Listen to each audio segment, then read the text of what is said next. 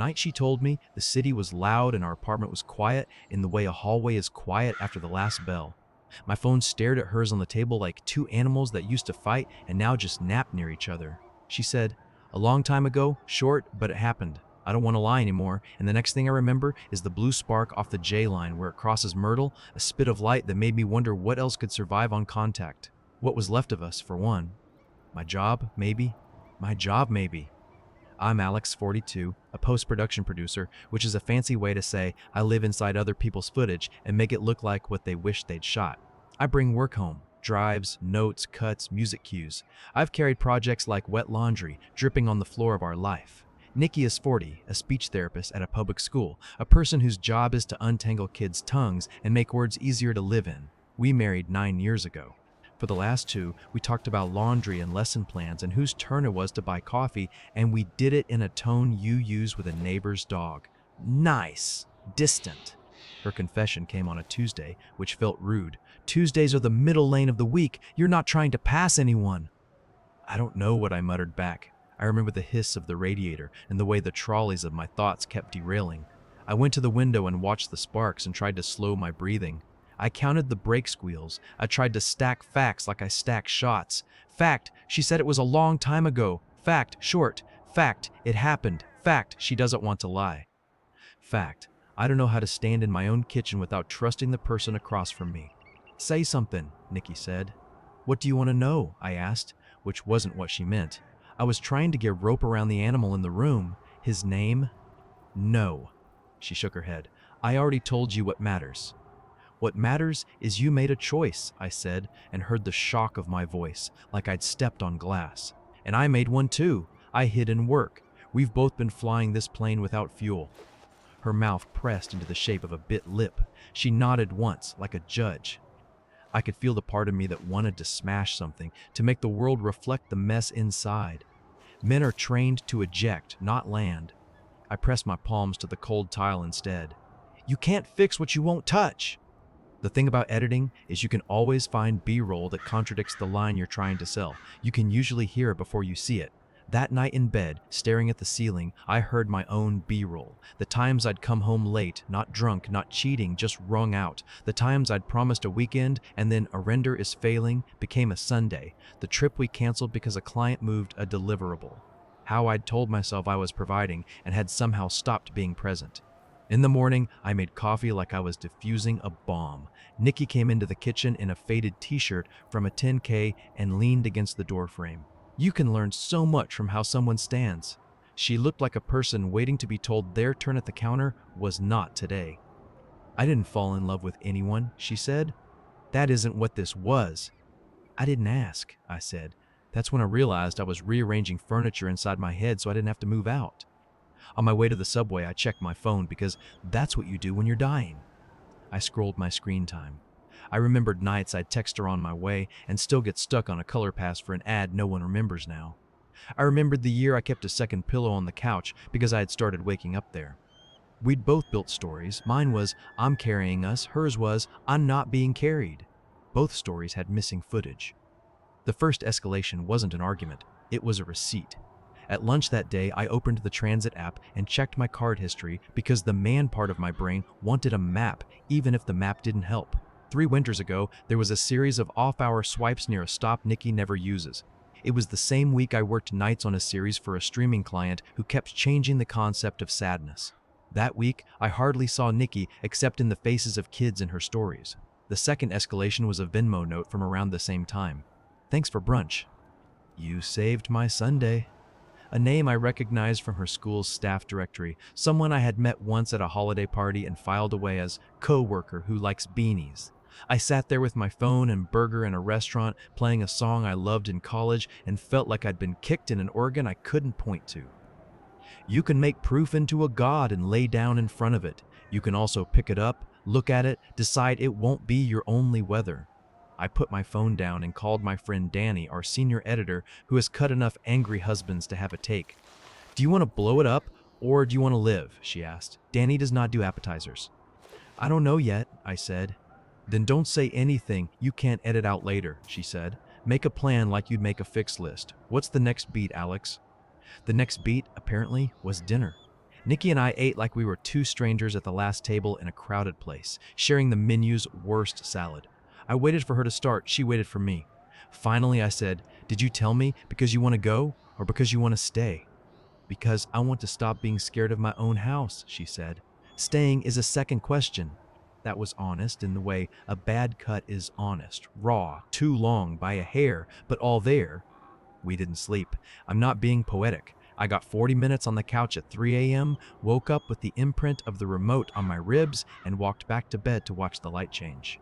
We got up and did the thing people who want to be normal do. We made the bed.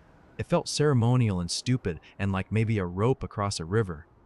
The second week after the confession, we sat at the cheap wood table by the window and tried to talk like grown-ups. "Tell me the shape of it," I said. "Not the person, the shape." She closed her eyes and spoke into her hands. "It was a season," she said. "I was working late a lot because of evaluations, and I was mad at you without saying the real words, and someone saw me. Not all of me. Enough of me to make me feel like a person again for a minute.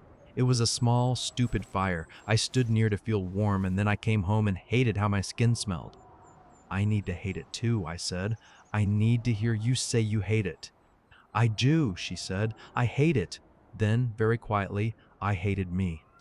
That was our first dialogue peak, the first time we put the knives down by saying exactly what the knives were. The second came 2 nights later when the fight finally arrived like a package that should have come days ago. "You're going to make this my one bad thing forever," she said. "It will be your trophy." "You think I want to be a victim?" I said. "You think I like having this to win with?" "You're very good at winning," she said, not as a compliment. "I'm very good at hiding," I said, and the words cracked something open in the room. "I've been editing my life so the worst shots don't make air." Meanwhile, the person who lives here with me was suffocating in the director's notes I didn't write down. We took a break from speech and moved chairs around in the quiet. I think of that evening as the first time we got bored of our favorite weapons. The third escalation wasn't about us, directly. It was my job. A client I had carried for 12 months called my boss to say I was less responsive lately. He used other words. That was the week I had gotten into the habit of walking to Myrtle and watching the sparks for 5 minutes before I went upstairs. My boss asked me to come in early for a reset conversation. I could feel the story forming where I would lose the marriage and the job and then drink expensive whiskey alone in an apartment that echoed. I went to Danny's Bay and leaned in the doorway. "You're late to your own life," she said without looking up. "I'm trying to land a plane with no fuel," I said. "Then dump cargo," she said. "Pick 2 things that don't fly anymore." I told my boss I needed to be off the big campaign by the end of the month. He was not excited. I accepted the look he gave me that said, "You're stepping out of the line everyone stands in." On the walk home, I passed a bodega where the owner always plays soccer highlights on mute. I watched a striker lift a ball over a keeper's head, soft as a secret, and understood the point. You aim for a gap, not the net. You find air. Our second dialogue peak, the big one, came on a Thursday in the kitchen. The room smelled like detergent and cumin, like we were trying to clean and feed the same moment. "Every time you tell me more," I said, gripping the counter, "you add half a word. It doesn't heal, it breaks." She looked at the doorway, like there might be a better scene through it. I was afraid to say all of it. "I know fear," I said. "I live in it. But drip feed is water torture. I need a single story to fight with or live with." She nodded, and then she told me the whole season, once, like a timeline. 2 months became 3. After hours, texts bloomed into a lunch that turned into a Saturday that turned into a lie about a co-op meeting. The shape of it made more sense than the pieces had, which was the problem. Sense often feels like permission. When she finished, she looked taller, like confession had yanked her spine straight. "Okay," I said. "Now I can put the knives down because I finally know where to set them." "What does that mean?" she asked. "It means we test if there's a table left," I said. That night, we did something that felt small, and also like defiance. We set an alarm for 7:30 a.m. for Tuesday and Thursday. Not ambitious, not a diet or a cleanse or a vow. Breakfast together twice a week. We live in a city that sells people its ambition as a blanket. We picked a nap. We made a list of what breakfast meant. Phones charging in the other room. Coffee we grind so the whole place smells like an idea of home. Eggs if we want them. Toast if we don't. And 10 minutes where we say the stupidest possible truth about the day ahead. Our first Tuesday, I reached for my phone automatically and then pulled my hand back like from a hot pan. Nikki poured coffee. We sat. I said, "I'm scared of the quiet." She said, "Me too." We ate toast like it was a contract. The first month, we missed one breakfast because the subway did whatever the subway wanted. The other 7 we kept. I learned that Nikki hums when she butters bread. She learned that I can't drink coffee without touching the mug to my lip for a second. First, a thing I didn't know I did. Our building super started saying good morning when we passed him in the hall because we looked more like people. If you have never understood the phrase, putting a face back on, imagine seeing your reflection in the elevator and not flinching. We set some simple checkpoints, not because we like lists, we don't, but because we needed to know if we were just telling a brave story or living one. Month 1, see if the air in the apartment changed. It did. It moved. Month 3, see if we could talk about the season without lighting ourselves on fire. We could if we wore oven mitts made of patience. Month 6, decide if we were still us, the us that learned to make a small ritual bigger than our fear. In the middle of that, life tried to be life. Nikki's school had budget cuts, and suddenly she had to fight for a kid's services like she was being graded. I had to tell a crew I was not going to lead the next phase of a project, and the crew took it like I had broken up with them by text. One Saturday, out of nowhere, Nikki's sister sent a group message that included me and ended with "Love you both," and I almost cried in a hardware store. The small boats kept bumping us, and we kept from capsizing because we had 2 mornings a week where we remembered to name things before they named us. There were still ghosts. I walked past the stop from the old off-hour swipes and felt my stomach drop like I was in a slow elevator. We were looking for housing 100 years ago in that neighborhood and had turned down an apartment because the windows faced a billboard for a teeth whitening kit. I laughed too loudly at the memory and then had to explain on the sidewalk why that billboard felt like the right kind of lie compared to the one that hurt me. Nikki, to her credit, stayed with me on that corner and let me say it wrong twice before I got it right the 3rd time. "You were lonely," I said finally, "and I was busy being useful." "I was lonely," she said, "and you were so good at being useful that I forgot how to ask for you." "Ask now," I said. "Stay at the table when you're mad," she said. "Don't go edit our marriage from the hallway." "Okay," I said, "ask me something I can do today." "Eat breakfast with me on a day we didn't plan," she said. We did. It was a Wednesday. It felt like stealing an extra life from a video game. We ate cereal and watched a woman on the sidewalk teach her terrier to sit. We didn't make any speeches. We wiped the bowls clean and went to work.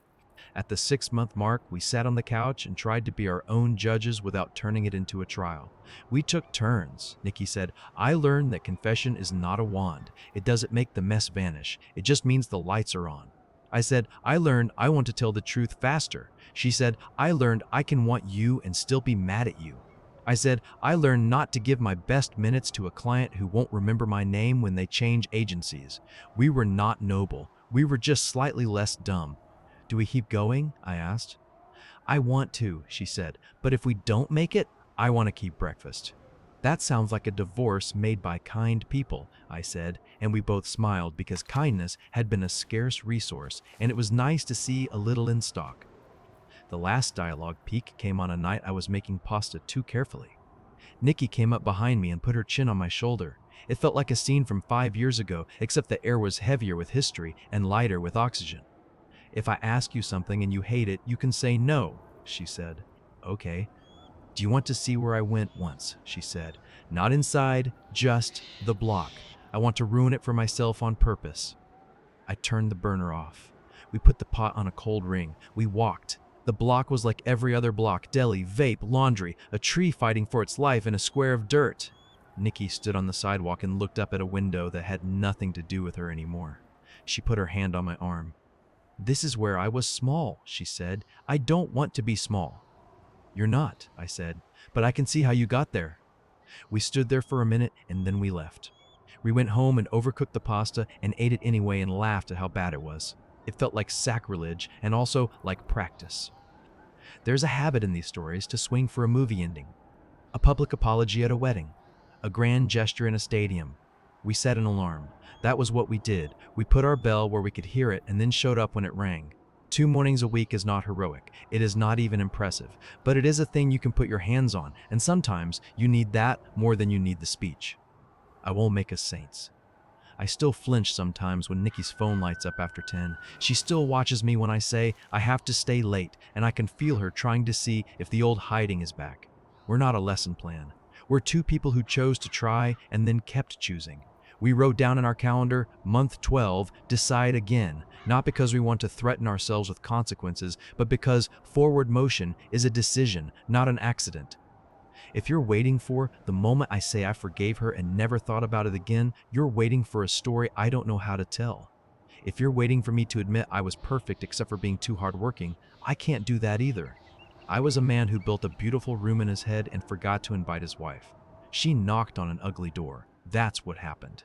Now we're redecorating.